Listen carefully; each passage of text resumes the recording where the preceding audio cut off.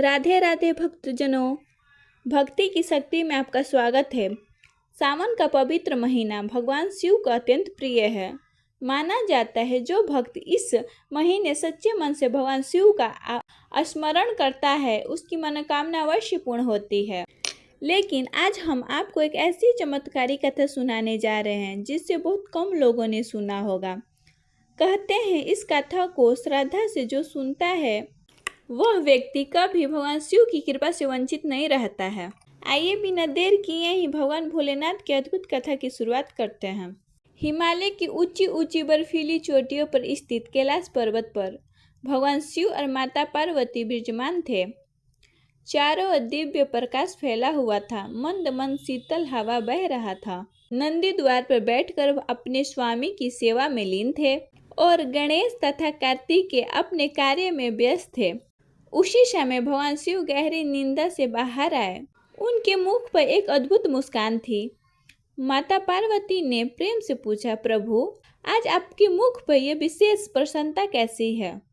भगवान शिव ने मुस्कुराकर बोला, हे देवी, पृथ्वी पर सावन का महीना आरंभ हो चुका है। करोड़ों भक्त हमारे पूजा अर्चना में लगे हुए हैं। कोई जल अभिषेक कर रहा है, कोई व्रत रख रहा है और कोई हमारे नाम लेकर अपने जीवन की कठिनाइयों से लड़ रहा है। माता पार्वती ने कहा, प्रभु सभी लोग आपकी पूजा करते हैं, फिर कुछ भक्तों के जीवन में दुख क्यों बनी रहती है?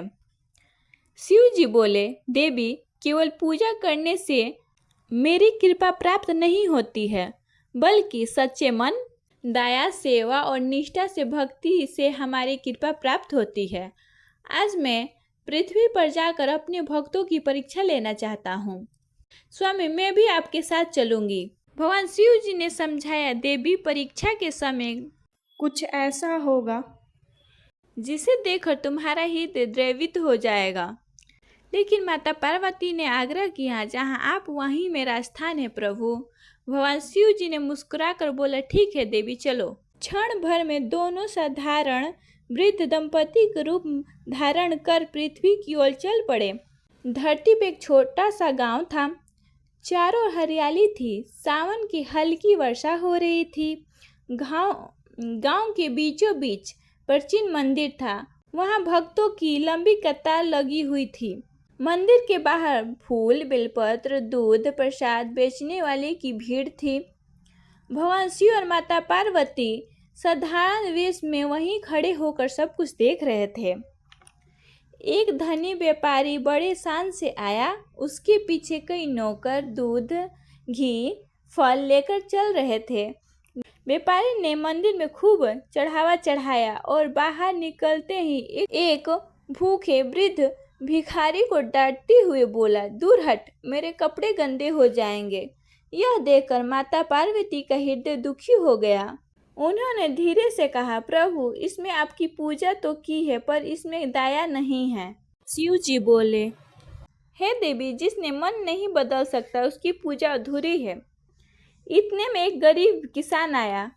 उसके पास केवल एक लोटा जल और 3 बेलपत्र थे। वो मंदिर गया और आंखों बंद करके बोला, भोलेनाथ मेरे पास देने के लिए तो कुछ नहीं है, बस मेरा विश्वास स्वीकार कर लीजिए। उसकी आंखों से आंसू बह रहे थे। भगवान शिव उसे देखकर मुस्कुराए और भगवान शिव ने कहा, देवी देखो यह सच्चा भक्त है। मंदिर के कुछ दूर पर एक टूटी फूटी झोपड़ी थी। वहाँ एक वृद्ध रहती थी। उसका नाम गौरी था। उसका कोई अपना नहीं था। प्रतिदिन जंगल में लकड़ियाँ काट लाती, उसको बेचकर थोड़ा बहुत अनाज खरीदती और जो कुछ बचता उसे शिवलिंग पर चढ़ा जाती थी। उस दिन भी नदी से जल भरा और शिवलिंग पर अर्पित किया और बोला, हे भोलेनाथ मेरे पास धन नहीं है, वैभव नहीं है, लेकिन मेरा विश्वास कभी मत छीनना। भगवान शिव ने पार्वती जी की ओर देखा और कहा, देवी आज हमारी परीक्षा इस भक्त की है। शाम होने लगा। आसमान में काले बादल छा गए। तेज वर्षा शुरू हो गई। भगवान शिव और माता पार्वती वृद्ध दंपति के रूप में गौरी की झोपड़ी के पास पहुंचे। उन्होंने धीरे से आवाज लगाई, बेटी, क्या आज रात हमें आश्रय मिल सकता है? गौरी बाहर आई। उसने देखा कि दो बूढ़े लोग भीग रहे हैं। वह तुरंत बोली, अरे आप दोनों बाहर क्यों खड़े हैं? आइए मेरी झोपड़ी में आइए। झोपड़ी बहुत छोटी थी। अंदर केवल एक टूटी चटाई, मिट्टी का चूल्हा और थोड़ा सा आटा रखा हुआ था। गौरी दोनों को बैठाई और बोली, मेरे पास देने के लिए कुछ नहीं है, लेकिन जो है वो आपका है। माता पार्वती भावुक हो उठी।